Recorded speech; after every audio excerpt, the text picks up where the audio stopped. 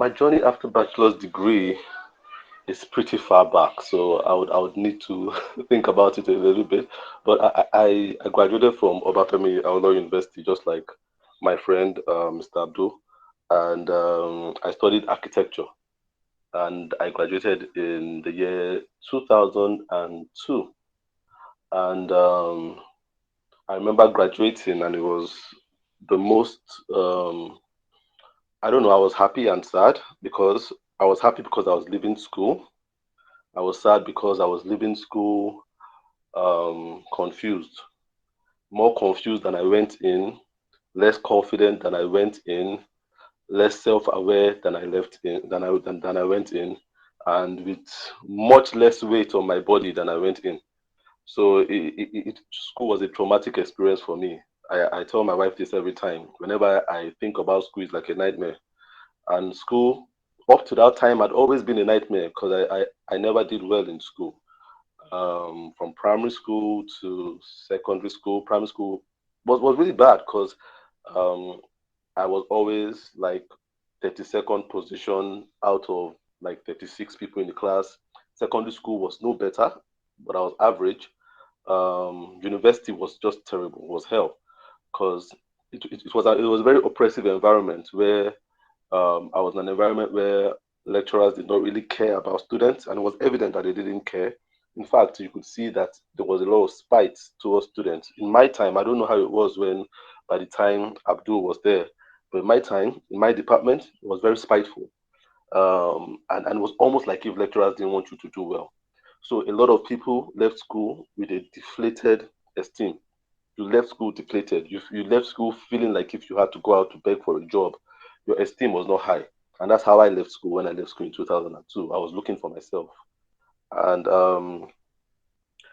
I think one of the best things that happened to me was the fact that my name got skipped from NYSC.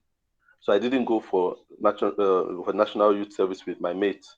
My name was omitted for some reason, and is what is the best thing that has happened to me because up until that time it was primary school, common entrance, straight to secondary school, jam, WAEC, straight to university, and it was just there was no time to think.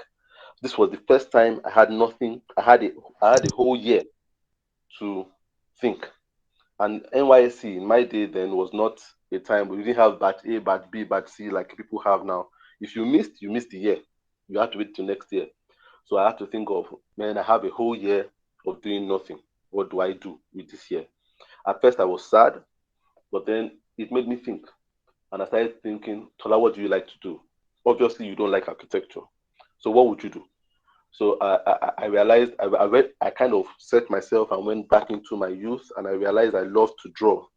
And I said, okay, what can I do that's closest to drawing right now? And I found graphic design, and I started going into that, finding out the softwares to use, and I spent that whole year building myself as a graphic designer.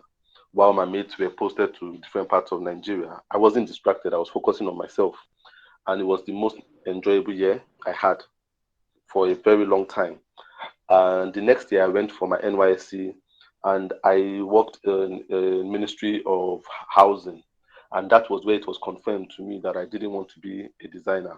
I knew I didn't want to be an architect because it was the most boring NYSC. I spent most of my NYSC trying to give excuses not to come to work. And when I came to work, I spent time doing graphic design. So I knew it was confirmed from my NYSC that I was not going to go back to graphic design to architecture. I was going to do graphic design. So after my NYSC, I had the opportunity to meet with a school that came to Abuja then to try to recruit people to go to Canada.